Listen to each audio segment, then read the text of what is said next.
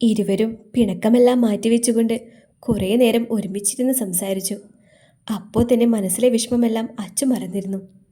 അച്ചുട്ടിയെ എന്തോ പറഞ്ഞു കഴിഞ്ഞതും കിച്ചു അവളെ വിളിച്ചു. എന്തോ നീട്ടിക്കൊണ്ട് തന്നെ അച്ചു വിളി കേട്ടു. ലച്ചുവിന് ആരോടേലും പ്രണയമുണ്ടോ? കിച്ചുവിൻ്റെ ആ ചോദ്യം കേട്ടപ്പോൾ അച്ചു ഞെട്ടിക്കൊണ്ട് അവനെ നോക്കി. എന്തു പറയുമെന്നറിയാതെ അച്ചു ഉഴറി. ആദിയാണോ? കിച്ചു വീണ്ടും ചോദിച്ചതും അറിയാതെ അച്ചു തലയാട്ടിപ്പോയി. അത് ശരി. അതും പറഞ്ഞ് എഴുന്നേക്കാൻ പോയ കിച്ചുവിനെ അച്ചു പിടിച്ചു നിർത്തി. പിന്നെ എല്ലാ കാര്യവും വള്ളിപുള്ളി തെറ്റാതെ അങ്ങ് പറഞ്ഞു കൊടുത്തു. അപ്പോൾ ആദിക്കറിയില്ലേ അവളുടെ ഇഷ്ടം? ഇല്ലായിരുന്നു, പക്ഷേ ഇന്ന് അവൾ പറഞ്ഞു. ആദ്യേട്ടൻ പാവമല്ലേ? അവൻ പാവമാണ്, അതെനിക്കറിയാം. പക്ഷേ എൻ്റെ പെങ്ങൾ പാവമല്ല. അതറിഞ്ഞുകൊണ്ട് അവൻ്റെ ലൈഫ് 3G ആക്കണോ എന്നെപ്പോലെ? ഓഹോ, അപ്പോൾ ഞാൻ വന്നപ്പോൾ നിങ്ങളുടെ ലൈഫ് 3G ആയെന്ന് അല്ലേ? അച്ചു കലിപ്പിൽ ചോദിച്ചു. പിന്നെ ഒരു കണക്കിന് അവളെ സമാധാനിപ്പിച്ചു കിച്ചു. അപ്പോഴേക്കും അജിത്തും ലച്ചുവും അങ്ങോട്ട് വന്നു. ദിവസങ്ങൾ മുന്നോട്ട് പോയി. ഇണക്കങ്ങളും പിണക്കങ്ങളും അവർക്കിടയിൽ നടന്നുകൊണ്ടിരുന്നു. അതുപോലെ തന്നെ രാത്രിയിൽ അച്ചുവിൻ്റെ മാത്സ് ട്യൂഷൻ കിച്ചു കൃത്യമായി തന്നെ എടുത്തു കൊടുത്തിരുന്നു. ഗീതയുടെയും മഹാദേവിൻ്റെയും 30ാമത്തെ വെഡ്ഡിംഗ് ആനിവേഴ്സറി ഗംഭീരമായി തന്നെ ആഘോഷിക്കാൻ കണ്ണനും കിച്ചുവും തീരുമാനിച്ചു. പ്ലാൻ ചെയ്യുന്നതൊക്കെ കണ്ണനും അച്ചുവും കൂടിയാണ്. വെഡ്ഡിംഗ് ആനിവേഴ്സറിക്ക് ഇടാനുള്ള ഡ്രസ്സ് കണ്ണനും കിച്ചനും പോയാണ് എടുത്തത്. കൂട്ടത്തിൽ അച്ചുവിനും അഞ്ജുവിനും എടുത്തിരുന്നു. ഇന്നാണ് വെഡ്ഡിംഗ് ആനിവേഴ്സറി. കണ്ണൻ്റെയും കിച്ചുവിൻ്റെയും കൂട്ടുകാരെയും അത്യാവശ്യം വേണ്ട ബന്ധുക്കളെയും അയൽക്കാരെയും വിളിച്ച് ചേർത്തൊരു ചെറിയ പാർട്ടിയാണ് അവർ അറേഞ്ച് ചെയ്തേക്കുന്നത്. ആളുകളെല്ലാം വന്നു തുടങ്ങിയിട്ടുണ്ട്. ഡാ കിച്ചു, അകത്ത് നിന്നൊരു പെൺകുട്ടി അങ്ങോട്ട് വന്നുകൊണ്ട് കിച്ചനെ വിളിച്ചു. നിനക്ക് ഒരു ബഹുമാനം തന്നോടെ? ഒന്നില്ലേലും ഞാൻ നിന്റെ സീനിയർ ആയിരുന്നില്ലേ? ആ പെൺകുട്ടിയെ നോക്കിക്കൊണ്ട് കിച്ചു പറഞ്ഞു. അതേ മിസ്റ്റർ നിഖിൽ മഹാദേവ, എന്നേക്കാൾ 1 വയസ്സിനല്ലേ നീ മൂത്തത്, അല്ലാതെ 10 വയസ്സിനൊന്നല്ലല്ലോ. അതുകൊണ്ട് നമുക്കിടയിൽ ചേട്ടാ ബന്ധം വേണ്ട മോനെ. ആ പെൺകുട്ടി ചിരിച്ചുകൊണ്ട് കിച്ചുവിൻ്റെ വയറ്റിലിടിച്ചുകൊണ്ട് പറഞ്ഞു. അല്ലേലും ഭദ്ര പരമേശ്വരൻ എന്നെ ചേട്ടാ എന്ന് വിളിച്ചാൽ വൻ കോമഡി ആയിരിക്കും. ഡാ വേണ്ടടാ. അല്ല, അന്ന് നിന്നെ വിളിച്ചപ്പോൾ നീയാകെ മൂഡ് ഓഫ് ആയിരുന്നല്ലോ. ഓ അതോ, എൻ്റെ തന്ത എന്നെ പൂട്ടാൻ നോക്കുകയാണെന്നേ, ഭദ്ര പറഞ്ഞു. പൂട്ടാനോ? കെട്ടിച്ചു വിടാൻ. ഞാനാണേൽ അതിന് സമ്മതിക്കുന്നുമില്ല. ആ ദേഷ്യം കൊണ്ട് എന്നെ എങ്ങോട്ടും വിടില്ലായിരുന്നു.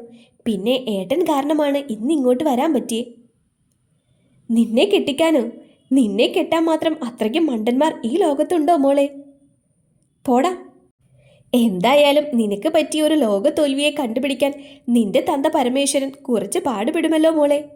കിച്ചു ചിരിച്ചുകൊണ്ട് ഭദ്രയെ നോക്കിക്കൊണ്ട് ചോദിച്ചു. നീ നോക്കിക്കോ, എന്നെ കെട്ടുന്നവൻ ഈ ലോകത്തെ ഏറ്റവും വലിയ ലക്കി ബോയ് ആയിരിക്കും.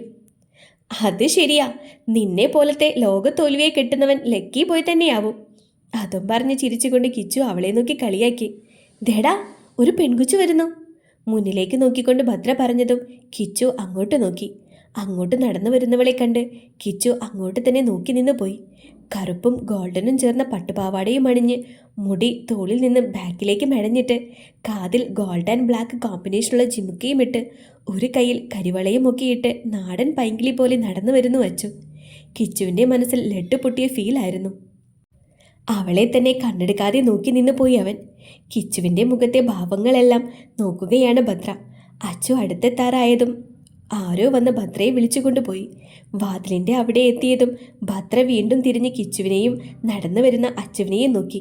ഉമ്മറത്തേക്ക് കയറിയതും വാതിൽപ്പടിയിൽ കൈകളൊക്കെ മാറിൽ പിണച്ച് കെട്ടി തന്നെ നോക്കുന്ന കിച്ചനെ കണ്ടതും അച്ചു ചാടിത്തുള്ളി അവൻ്റെ മുന്നിൽ പോയി നിന്നു.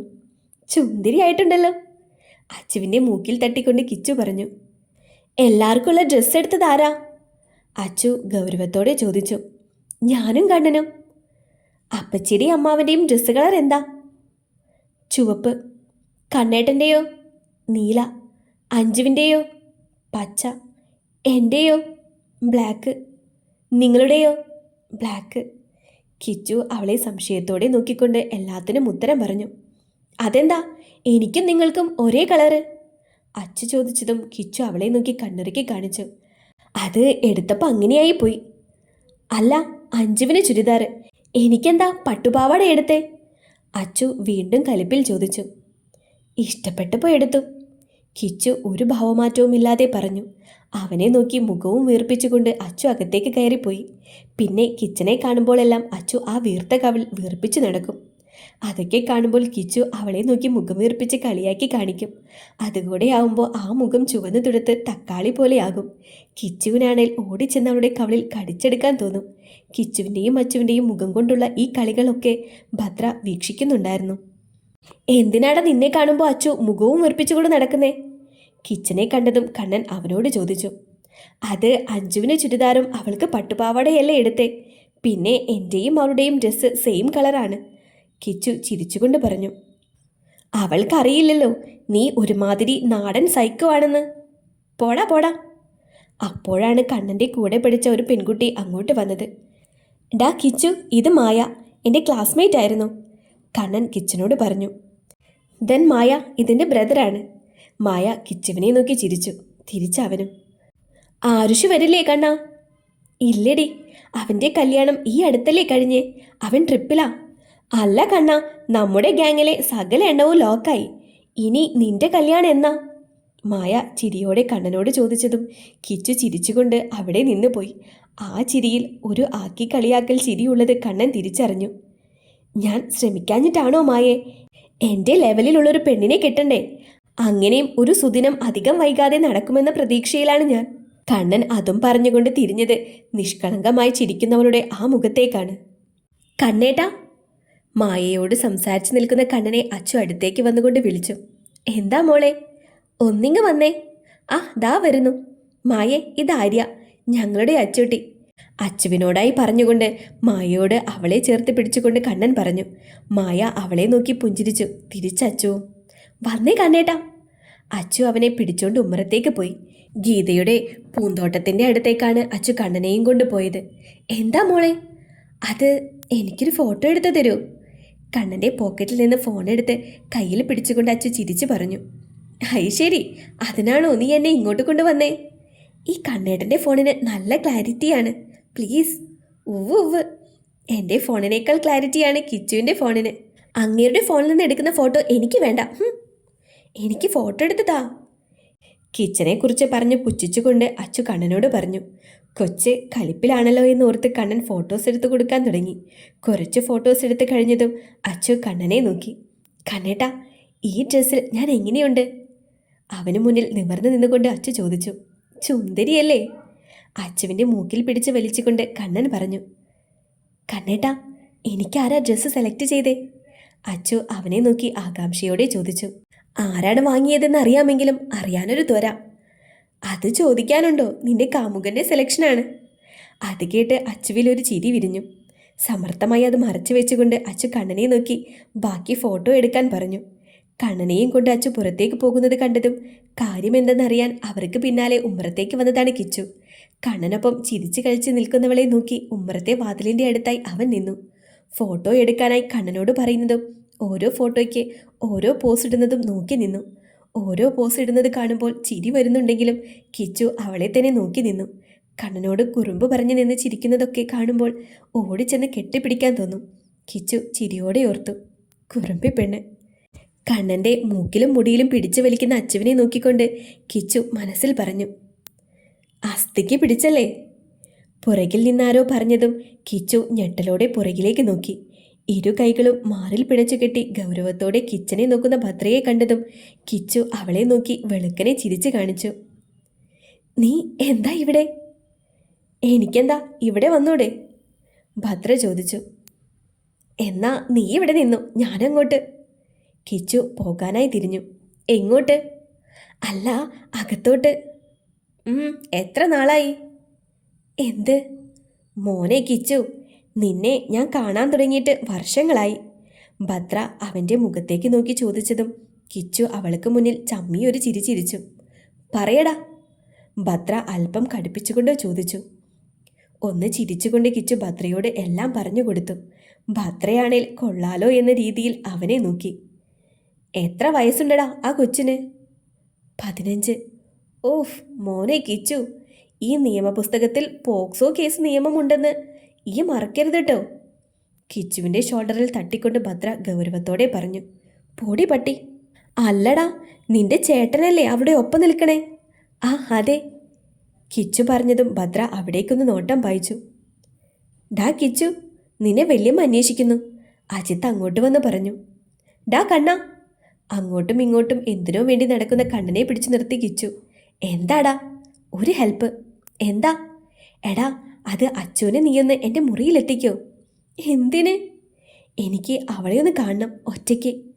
നാണല്ലേടാ നാറി, അതും അവിടെ ആങ്ങളുടെ അടുത്ത് വന്ന് ചോദിക്കാൻ. കണ്ണൻ കിച്ചനെ നോക്കി മുഖം ചുളിച്ചു കൊണ്ട് പറഞ്ഞു. മൈ ഡിയർ ചേട്ടാ, അതെന്നോട് പിണങ്ങി നടക്കാടാ, മൈൻഡ് പോലും ചെയ്യണില്ല. നീയൊന്ന് നിന്റെ മുറിയിലേക്ക് അവളോട് വരാൻ പറയും, എന്തേലും പറഞ്ഞ് പ്ലീസ്. എൻ്റെ മുറിയിലേക്കോ? അതെന്തിനാ? എടാ, എൻ്റെ മുറിയിൽ എൻ്റെ ഫ്രണ്ട്സാണ്. അമ്മയുടെ മുറിയിൽ ആ പരദൂഷണ തള്ളകൾ കൈയടക്കി വെച്ചേക്കുക. നിന്റെ മുറിയിൽ ആരുമില്ല, പ്ലീസ്. ഓക്കെ, ഞാൻ സഹായിക്കാം. അതിന് പ്രത്യുപകാരം ചെയ്യേണ്ടി വരും. എന്ത് വേണമെങ്കിലും ചെയ്യാം, ഒന്ന് ചെല്ല്. കിച്ചു പറഞ്ഞതും കണ്ണൻ അച്ചുവിനെ അന്വേഷിച്ച് നടന്നു. അവിടെ ലച്ചുവിൻ്റെ അടുത്ത് സംസാരിച്ചു കൊണ്ടിരിക്കുന്ന അച്ചുവിനെ കണ്ടതും കണ്ണൻ അങ്ങോട്ട് ചെന്നു. മോളെ അച്ചു. എന്താ ഏട്ടാ? എൻ്റെ മുറിയിലെ ഷെൽഫിൻ്റെ മുകളിൽ ഒരു ബോക്സ് ഇരിപ്പുണ്ട്, അതൊന്ന് എടുത്തിട്ട് വരുമോ? കണ്ണൻ വിനയാകുലനായി അച്ചുവിനോട് പറഞ്ഞു. ആ ഏട്ടാ, ഞാൻ എടുത്തിട്ട് വരാം. അതും പറഞ്ഞു അച്ചു കണ്ണൻ്റെ മുറിയിലേക്ക് പോയി. അച്ചു പോയതും ലച്ചു കണ്ണനെ നോക്കി. അവളെ നോക്കി ചിരിച്ചുകൊണ്ട് കണ്ണൻ അവിടെ നിന്ന് മുങ്ങി. അല്ലേ, ലച്ചുവിൻ്റെ ചോദ്യങ്ങൾക്കുള്ള ഉത്തരം കൊടുക്കണമെന്ന് തോന്നിയത് കൊണ്ടാണ് അവൻ അവിടെ നിന്ന് മുങ്ങിയത്. കണ്ണൻ പോയത് നോക്കി നേരെ നോക്കിയത് ഉമ്മറത്തെ വാതിൽ കടന്ന് വന്ന ആദിയുടെ മുഖത്തേക്കാണ്. അവളെ കണ്ടതും മുഖം വെട്ടിച്ചുകൊണ്ട് ആദി അകത്തേക്ക് നടന്നു. അത് കണ്ട് ലച്ചുവിന് ദേഷ്യം വന്നു. അവനോട് സംസാരിക്കാനായിട്ട് ലച്ചു എഴുന്നേറ്റ് അവൻ്റെ അടുത്തേക്ക് പോയി. ആദിയേട്ടാ. ലച്ചു അവൻ്റെ അടുത്തേക്ക് ചെന്നുകൊണ്ട് വിളിച്ചു. എന്താ? ഗൗരവത്തോടെയാണ് ആദി ലച്ചുവിനെ നോക്കി ചോദിച്ചത്. ഞാൻ പറഞ്ഞ കാര്യം എന്തായി? എന്ത് കാര്യം? എനിക്ക് ആദിയേട്ടനെ ഇഷ്ടമാണ്. ഇതിന് മറുപടി അന്ന് ഞാൻ തന്നതല്ലേ? കൃത്യമായി മറുപടി പറയും. Yes or no. നോ. പെട്ടെന്ന് തന്നെ ആദി ഉത്തരവും പറഞ്ഞു. എന്തുകൊണ്ട്? എനിക്ക് നിന്നെ അങ്ങനെ കാണാൻ പറ്റില്ല. കാരണം? നീയൊന്ന് പോയേ, വെറുതെ ആളുകളെ കൊണ്ട് പറയിപ്പിക്കാൻ. ആദി ചുറ്റും നോക്കിക്കൊണ്ട് പറഞ്ഞു. അതെ മിസ്റ്റർ ആദിനാഥ്, എനിക്ക് ഇയാളെ ഭയങ്കര ഇഷ്ടമാണ്, ജീവനാണ്. നോക്കിക്കോ, എന്നെ ഇഷ്ടമാണെന്ന് പറഞ്ഞ് നിങ്ങൾ എൻ്റെ പിന്നാലെ നടക്കും. അത് എൻ്റെ മുത്തപ്പൻ നടത്തിക്കും. അതും പറഞ്ഞ് അവനെ നോക്കി പുച്ഛിച്ചുകൊണ്ട് ലച്ചു അവിടെ നിന്നും പോയി. അതെന്ത് സാധനമെന്ന രീതിയിൽ ആദ്യം അവളെ നോക്കി.